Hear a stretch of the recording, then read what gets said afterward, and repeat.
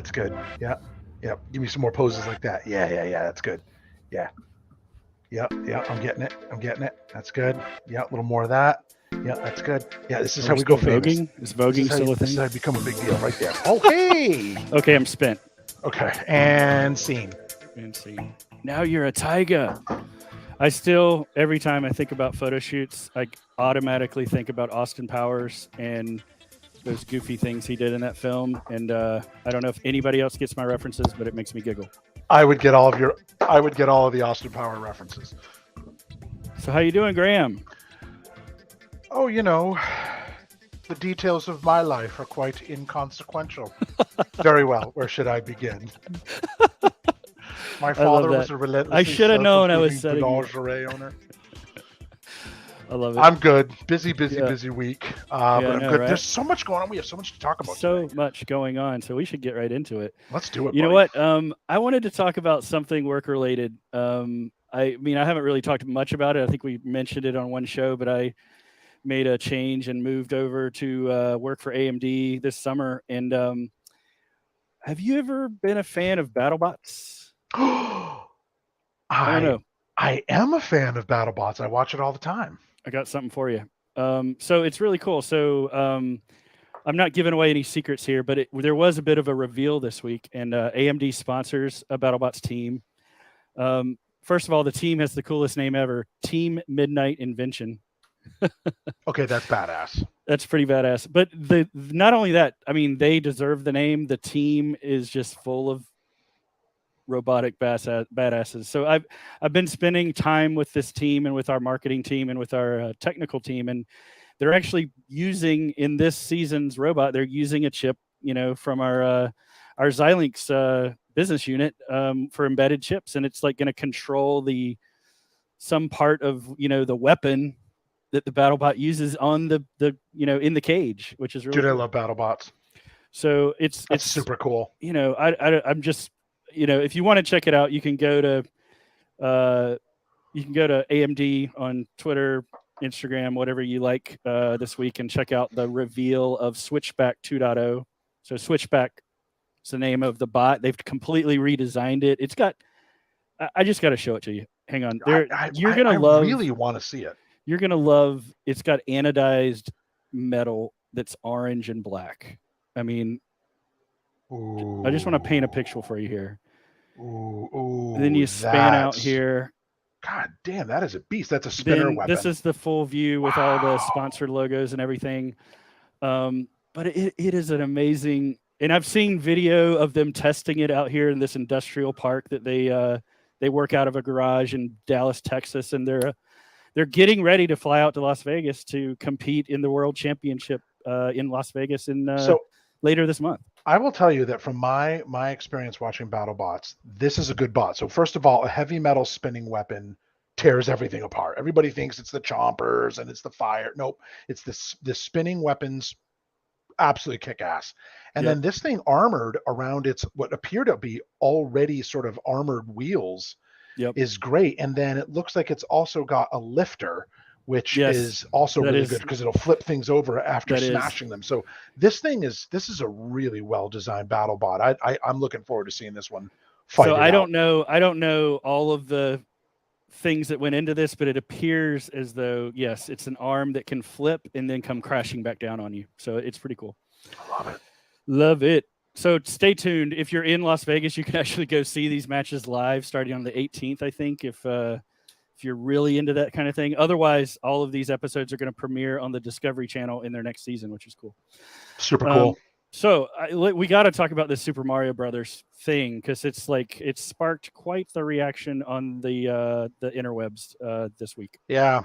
Well, I watched the trailer the minutes after it came out, and I got to tell you, I was really pleasantly surprised. It's kind of like Lego Movie, where I heard they were going to make a Lego movie. I'm like, that's going to be some absolute stupid waste of time, horrible film. And it ended up being absolutely amazing. Now, I'm not suggesting this is comparable to Lego Movie. I have no idea. What I'm saying is that the trailer really surprised me. It was sort of starts off kind of dark and violent. I understand everybody's problem with Mario's voice. Yeah. That it's just kind of a little bit of a variation of sort of like Chris Pratt meets John Lovitz. I get that. But I think we have to be honest. If we really did an hour and a half to 2 hour movie, whatever this runtime ends up being, of anybody, Chris Pratt Right. or anyone else doing a "it's a me, it's a Mario" kind of Right. voice, I think that would be worse. Now, I Yeah, yeah. know for you pure Nintendo fans, you probably want to stab me with a shining star or whatever it is you Nintendo people kill other people with. But the point is that I actually think in the long run it'll be okay. I have Yeah, a yeah. feeling they'll have some nods to is a Mario, but I think Jack Black as Bowser sounds amazing. I thought Yep. this whole sequence here is fantastic. It It's is. a little dark, it's a little grungy, it's funny.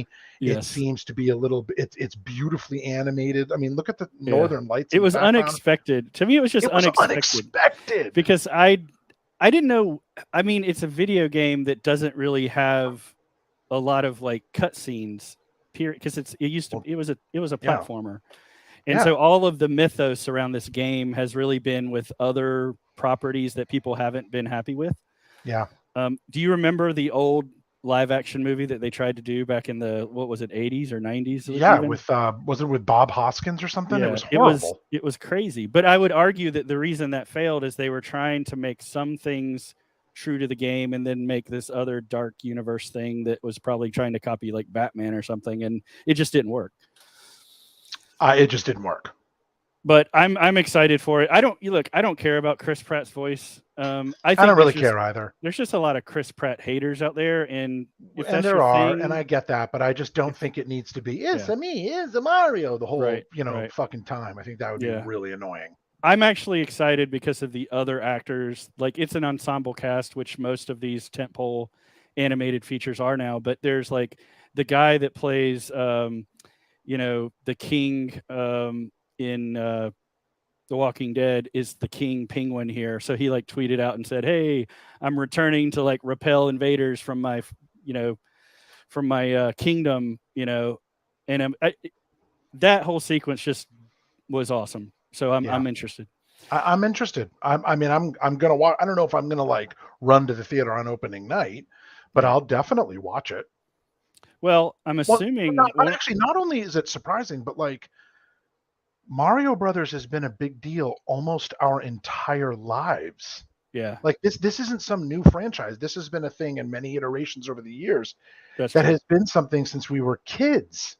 That's true. Yeah, I mean, It's like Lego I Movie. I mean, watched it because not just because I loved it, but because well, I've been into Lego since I it was a it could very child. well be one of the first like what I would call console like franchises that I really bought into. I mean, outside of like Pac-Man and Yeah, I Pong, would like agree with that. it, like I would say when my cousin got his Nintendo, you know, Super or the NES, and you go over there and he had like Castlevania and Mario Brothers, and you're just like, Yeah. whoa, like By the way, did you say the Pac-Man? world changed. Folks, today's episode of Week's End is brought to you by Pac-Man Level Up. It's an energy drink that'll make you go waka waka waka. Speaking of Pac-Man, we've got some Atari news to talk about today, or just game all-time classic that you said. Didn't you say that there's like a Yes. you're basically looking at new VCS games, right? Well, it's a 50th anniversary collection that's coming out, the Oh, Atari at got it. 50. And That is so there's awesome. all this original games, but also they've like improved a lot of the old games, like you can see here with a functional heads-up display, improved user interface, and more. So it's going to be on the Atari VCS, but it's also going to be on everything else. It's going to be on PlayStation. It's going to be on um, Ooh, Xbox, computers, everything. So it's this whole package they're putting out. that's And dude, awesome. I'm telling you right now. So I have a PlayStation and I could put it on that, but Yeah, I really want to play it on my Atari VCS because I want to play it with the original style controller. But there's also a regular sort of more PlayStation-ish kind sure, of sure. controller, a modern controller. So I'm really excited about this, and so that was a great example today. Like, remember how when we used to go to the arcades, Oh yeah. kind of like this one here, right? Like you've got Yep. this stuff on the side of, but it doesn't actually do anything. Like there's this little radar and there are these buttons, and you'd go in and a lot of the old consoles, and I could check Dave Ellis's book about arcades, which is right there, by the way. But you'd Yeah. go in, and a lot of those old arcades, they had like graphics that looked like a cockpit. So the reason I love what Mike is talking about in that, or what Mike Mika did in that tweet there, is this notion of taking some of those things and making them like actually functional, Right. right? So that those graphics actually do something. And that's a really cool idea. So yeah, I'm really excited about that. So Atari fans, keep an eye out for Atari 50. I think it's going to be a hell of a collection, and I'm looking forward to playing it on my VCS, which I love, and it's a beautiful display piece, but I don't really use it that much, and I will use it a lot for this. Yeah. Well, speaking of that, we have kind of a question. We like to ask some trivia on here for our tens of viewers, and we just wanted to talk about like that arcade experience. Yeah. So for you, I mean, you get to live it because you have so many retro consoles, and you've got a full blown, full size cabinet in your office, obviously. But I wanted to see, what do other people think, and what do they miss most about going to arcades, right? Yeah, and Ryan, that's such a good point, because you can have as many retro consoles, as many retro games, as many, and unless you do it, I'm going to reference him again, unless you do it like our friend Dave Ellis, who literally Right. has built an You build your arcade in own. his house, Yeah. right? There's you cannot recreate that. Yeah. And actually, I would even argue, and I love you, Dave, I would even argue that that doesn't really recreate it, because Well, sure. it's when you went to the arcade and it was it was all of the senses, right there. Yes. It was the camaraderie, but it was also the environment, it was the sounds, it was the feelings of playing the games, it was seeing your familiar favorites, it was like finding an old friend. Yep. But then the excitement of discovering a new game that you fall in love with, or a game that you were like, wow, I really hated that one, and you get to talk to your friends about it. Then there was the carpets, Yep. the lighting, the tickets, the game, the cheese, I don't know if the those were disgusting good things, food. but No, yes. they were wonderful things. And so what's really interesting about this, Ryan, is I saw this video this week, and it really, like, it's really left me a little depressed, to be honest with you, and feeling a little Really? bit like, wow. And it was this notion that our society has increasingly lost what are called third places, right? So What? this notion of, yes, This is the folks, video, right? if you have not seen this video, go watch this one and the second one. Yes, I realize we're showing TikToks on Twitter because we're old men, but the point is, you need to see these. And the point that this Elad makes here is that we have essentially lost these places for the most part in our society, in suburbia and even in cities and other places, that are things like arcades, where you go and you either meet people or you experience. They are, and they're called third places because they are not home and they are not work, right? Yep. So I want you, the best illustrated difference that I saw all week was Coffee in America, going Right. for coffee in America, and it's a line of cars waiting at a drive-through, and going for coffee in like Amsterdam, where Yep. it's all people at tables sitting out having their coffee. Now, you and I have traveled extensively through Europe for work, and you and I both know that, like, they take that stuff really seriously, a Oh, lot yeah. more seriously. Like places like Romania and It stuff. makes all the difference in the world. Yeah, I mean, there are countries out there that essentially stop at 10 a.m. and 2 p.m. because that's when everybody goes and gets coffee. So Right. this notion of these third places, and I know we still have some of them. People can go to the gym, I guess, but in many ways that's still an isolated experience. And yeah, you can go to the bar, but Yeah. typically when you go to the bar, you're just kind of like getting your food, and maybe you're with somebody and you kind of leave. I'm talking about places that foster interaction with strangers. And an arcade did that, because what was one of the things we used to do, Ryan, which was you would go up to a machine and put your quarter on and be like, hey, I got next game. And then you would cheer that person on as they did a really, really awesome job. Or you would talk to other people, or, whatever, there may have been some dating that came out of that too. So for me, the combination of seeing that question that you showed about arcades, what do you miss most about arcade experiences in the 90s, that you saw on Twitter, with that video I saw on Twitter about the loss of third places in our society, got me right there, dude. Yeah. Right there. I'm with you. And I think, And I mean, this third places concept, you're onto something. and a I little bit think there. when we talk about our weeks in version 3.0. I think we might be honing in on this. Yeah. And actually, tell me more about that, because I want you to let whatever weeks enders we still have left after almost 100 episodes, folks, we're going to change this up. And Ryan's got some great ideas about that. Well, and we're going to embrace a more structured format. Well, what are we on? 93 here, and this has just been a zeitgeist show of just like whatever you and I are nerding out about any given week or month or day of the week on the internet, and that's cool. It's fun. It's been a lot of fun. What we'd like to do is do some deeper dives. We've almost made it a joke that we have promised to do like some deeper dives or interviews or different things that, and then we never do any of it. We honestly, it just doesn't fit into, the format that we've got here. So we're thinking about once we tick up to 100, we kick over from Weeks In 2.0 to Weeks In 3.0. And I really think we should hone into some themes that you're talking about with third places. Everything from, you've got the same thing with cinema, right? And that has been lost. It's been morphed. It's been everything that we talk about with movies and with actually, streaming it's interesting that services cinema, and all those things. They have tried, because you go to one. You go to an Alamo Draft House. Well, that's the only one I'll go to now. Yeah. And they have actually tried, and very few have succeeded. But Alamo, I'll give them some credit for that. They have tried to make cinema a third place. And the thing that people have to understand about why mall culture was so important in the 80s and 90s, especially as it relates to going to the movies, is because before the movie, you would go to the stores, you would go to the arcade, you would hang out with your friends, you'd be in the food court, you'd be screwing around, you'd be playing pranks, you'd be, smoking butts out back or whatever, right? I mean, that's not exactly the greatest example, but you know what I mean? There was all these things to do before you went to the movie. Then you went to the movie with a friend, with a date, by yourself, you'd be rowdy, you'd be quiet, whatever. And then afterwards, if you weren't immediately picked up by mom and dad, you would then go again, like out for ice cream or go back to the arcade for a little while if it was still open. Completely. So there was this notion of no longer do you go to do one thing. I'm going to a movie. Right. You went out. Yeah. Well, here's something else. A movie was part of that. I will argue that we've lost that.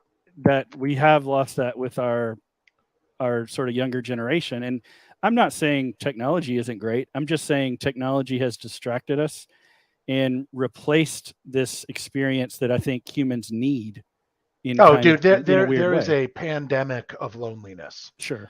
We are more connected and further apart than we that ever accelerated have been the need ever. It accelerated it. I would be curious to find out if anybody who's in a big city, right, or even a relatively big city watching this is like, we don't have that problem in the city, dude. Like, we have tons of shit that we go do. And here in the suburbs, I mean, I'm telling you right now, I live out in central Massachusetts. We have none of that. It is a problem that we talk about as a community. Now, I can drive to go do those things, but most of them are pretty far away. Right. What I'm curious for the people who live in a major city where they think, man, we have a lot of this stuff. Do you actually go and do it? Do you actually go and talk to other people? Is it really still social like it used to be? Because it definitely used to be. Right. And do you go out or do you go to a specific thing? And I would love to know the difference, because if you think about like some of the times you and I have traveled, we have gone out, right, in places like Berlin or, even when we were in cities all across the United States, like you and I would go. Like when we were in New York that time and we found all the nerd stuff, and we would make a whole point of that. Yeah. And that was a little bit touristy mission, but I'm curious to find out if people feel this loss of these third places and pine for things like arcades, or are they like, no, dude, we have all that. Well, I just think arcades now. It's something that I think is ripe for re-examining, rediscovering, re-exploring, and I just think this should be a theme that I think you and I are uniquely like talented to dive into, and so I think there's a lot of other people out there that would love to do that with us as well. I think you're from a guest perspective. So I think it's something we'll definitely get into very soon. Where was that arcade that you and I found that time? That was absolutely, was it Orlando? Orlando. Well, and that is an area that is an innovation that I would argue barcades. Yes. Barcades are the reason they work is they took the kind of the formula that you wanted as a teenager, and now that you're 35 or Yeah. 25 or 45, they added alcohol and hilarity ensues, right? Dude, So I live in a Twin Cities area. There's 80,000 people, 80,000 yeah, in this area, and there is a huge amount that are Gen Xers. I I can't, there's a barcade. There are two barcades out in Western Massachusetts, and I'm sure there's one in Boston, but we don't have anything like that around here. And yeah, it stuns me that now they're building some entertainment complex, but it's going to be like climbing walls and bouncy stuff and yeah, yeah. but like I cannot believe that there isn't a barcade like the one you and I went to in Orlando, because I literally don't think you'd be able to get in it on a Friday night. It'd be so crowded. So Well, it's incredible I'm to me telling that you what, like, they don't seem to get this sometimes, yeah. how popular those places are. Well, and I've seen it done in different formats and different ways as well. Now, I've tried to actually make a point of visiting barcades whenever I go to a city where I think they might have one, and I just think you're right. There's a massive opportunity there. So stay tuned, folks. We're going to Okay, explore more third places when we kick off love it, 3.0. love it. Let's stick with. We're going to pivot here and talk about some cinema stuff. We just mentioned the whole community experience of films. We want to dive into that more into our new format, but for this week, we want to talk about what we're streaming together and apart. Now, you wanted to kick off with talking about some sort of revelation that you say that you've had about Thor. Well, it's not me. So I watched Thor: Love and Thunder again. Now, when by the way, I love this is the That is epic. this is Epic. um concept art that came out for the first Thor movie a long time ago. Oh yeah. Um, and it was came out at like a San Diego Comic Con, and I remember when they first shared this, and I was just like, oh my Whoa. god. So Yes. this is one of those pieces where it's like I want to print it in high res and frame it like right there because I love it so much. Anyway, Thor: Love and Thunder. I enjoyed it when it came out in the theater, but since then I have heard a lot of the discourse around it, and I didn't disagree that it's like exceptionally silly, Mm-hmm. right? That it's a little bit ridiculous, that they kind of take Thor down this like weird, bizarre, silly path. Mm-hmm. And I watched it again last night, and it was actually my son that told me something that really like changed the film for me. And when I watched it again, I really love it. It's not meant to be a literal like Thor movie. It is a classic Thor adventure. It's from Korg's point of view. Korg Yeah. is literally telling the story to kids. Yep. And so the whole movie is from his point of view. So that's why Korg is very silly and very weird and has all these weird things. And that's why, now I'm not saying the elements in the movie didn't happen in that cinematic universe. They did. But my point is that if you take the movie and we had seen it like it was an Avengers film, it would have been very serious. But when you take it from Korg's point of view, and it's almost like a ghost story being told to kids at camp, like it's a little bit silly and a little bit funny. And so it totally changed my perception of the movie. And last Yeah. night, I loved it more than I ever did. And I still appreciate that it's got a lot of themes about, you know, cancer and misperceptions around gender and all kinds of things, and Yeah. there's a lot of really great stuff in there, but it really changed the movie. So I want to encourage you, Ryan, with that in mind, go I've not watch seen the it. film again.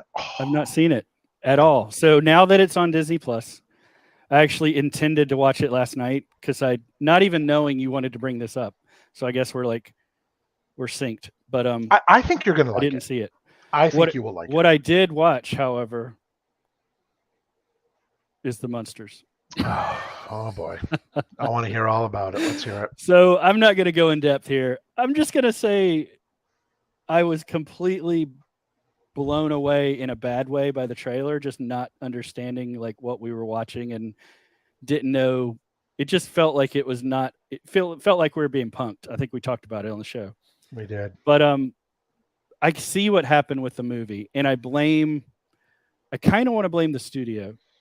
The film itself, I think, could have been an actual series, like a limited run series, but I've argued that the limited run series they should just be movies. So I'm actually okay with it being a movie. I think they also intended to release it at the theater and then they didn't, and it kind of. I think there must have been something going on behind the scenes, but it's in color. Mm. It's not in black. Rob Zombie wanted to make it in black and white. I know this, and the studio wouldn't let him. But And wasn't so, there both kinds of shows? Wasn't there black and white and color? well, I think he was trying to go back to the original material, and Okay, because sort of Adam's Family was this the black is, and white. and this is an origin story. This is Herman and Lily meeting each other and their romance. So it's Then it should have before been black kids and know white. that. And so I think it would have worked better in black and white, but it's Yeah. actually it's corny and it's charming and it's super goofy. And so it almost feels like a what I would have wanted Scooby Doo movie to be.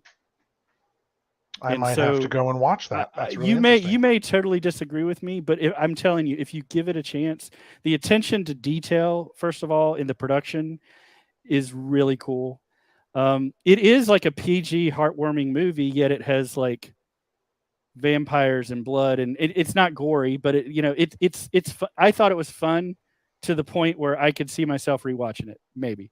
I will So have to check that out for sure. I enjoyed it. I also Okay, thought that it's good to know. Rob Zombie's wife, who is in all of his films, she plays Lily. Um, Sherry Moon, is that her name? I might be I don't misremembering. know. However, she nails Lily, like the mannerisms. Like Herman Munster seems a little different, but it works. I don't know. I don't want to like tell you too much because honestly, I want to see if you watch it, what your honest assessment is. Interesting. And I'm going to continue to watch more scary movies this month. Let's talk about Last Starfighter. Then we're going to pivot to NASA, a NASA update. Yeah. So, what is going on with this? I have no idea. I have tried pinging Gary Whitta multiple times looking for some sort of update. It's doesn't. Nobody seems to talk about it anymore. Yeah. I don't know what's going on. So you think it's in development hell kind of thing? I have no idea. Or licensing or something happened. I don't know. All I know is nobody talks about it anymore. And I thought it was Gary.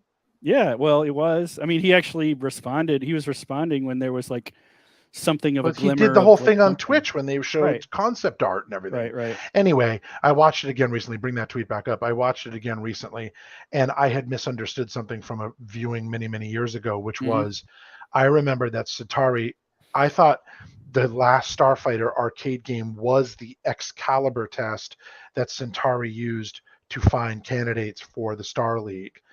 I didn't realize that that it was separate from the Excalibur test. So I just thought it was really interesting. And to me, if a sequel or prequel was ever made, I'd love to see the actual test. And what I don't know, and maybe one of our viewers does, is that was the Excalibur test ever, like, what was it? Was it ever shown in any other, like in a comic book? Not that I'm aware of. Not that I'm aware of either. So I'm just very curious. So it was really interesting. I watched it. And I was like, oh my God, I can't believe I never picked up on that. I thought the game was the test, and the game is just a game. Yeah. And he recognized that Alex Rogan was really good at it, but that the Excalibur test is something separate. And I'd love to know what it is. You can almost imagine that being the focus of a prequel. Like that could be real, or even a prologue to a new movie. Like we see the test years ago, and then the new movie comes. Like it would be really, really cool to see it. Yeah.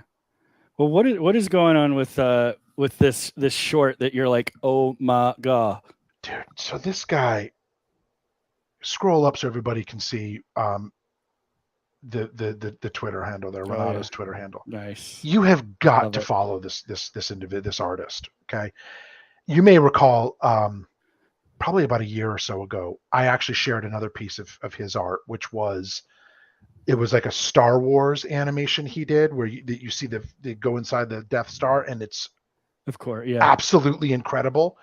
And my take was, and it was his, he was sort of pitching to try to get a job at Star Wars. I can't believe they didn't hire him and give him an episode of Visions or something. But now he's put this piece out the last Spitfire, and it's just, I mean, my God, this man's art, his sense of color and motion and the style behind it. Like, I want to see somebody let this person make a full length feature film. Like, I want, or a series or something. I'd love to see it. I don't even know what the concept of the last Spitfire is. That's the only footage I've ever seen, but it's really just amazing stuff. And this person, he's just so talented. And I really hope at some point somebody who has the funding and ability to say, hey, you're the one, gives this artist an opportunity to shine, because the work is extraordinary. You just gave me a third places idea here. Okay. So I love the Alamo, the Alamo Draft House, like you said, in terms of like getting back to the cinema, going back to the theater.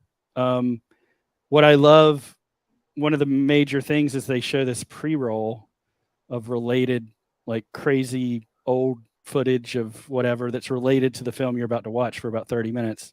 So everybody arrives early to get their food and drink, but you get this entertaining reel. I think there's an opportunity.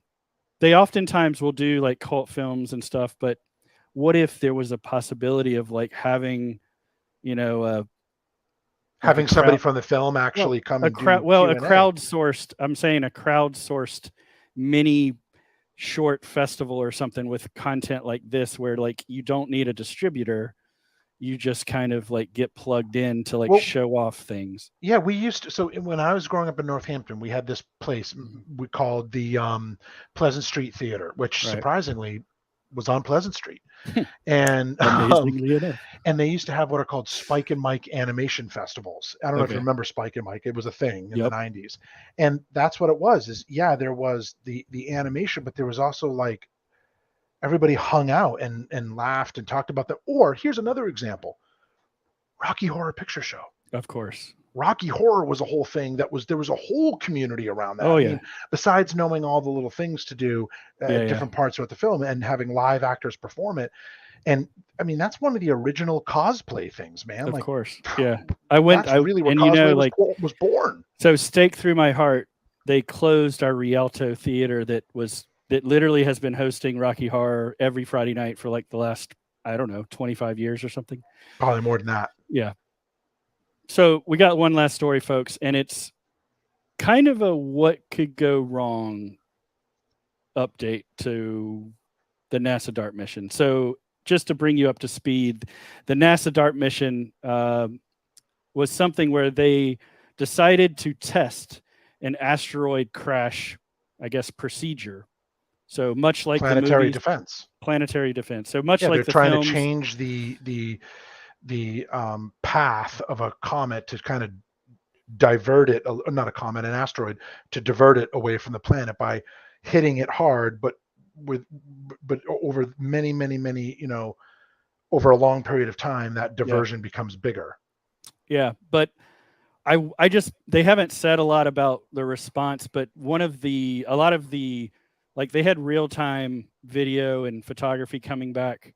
Not real time, it had to travel back all those millions of miles, but they now see that there's a 6,000 either mile or kilometer, I'll have to double check, but there's a comet 6,000 miles long trail of debris from the impact, which looks like a comet when you sort of pan out and look at the full shot from the telescope. But should we be concerned about that? Like, did probably they plan not for that?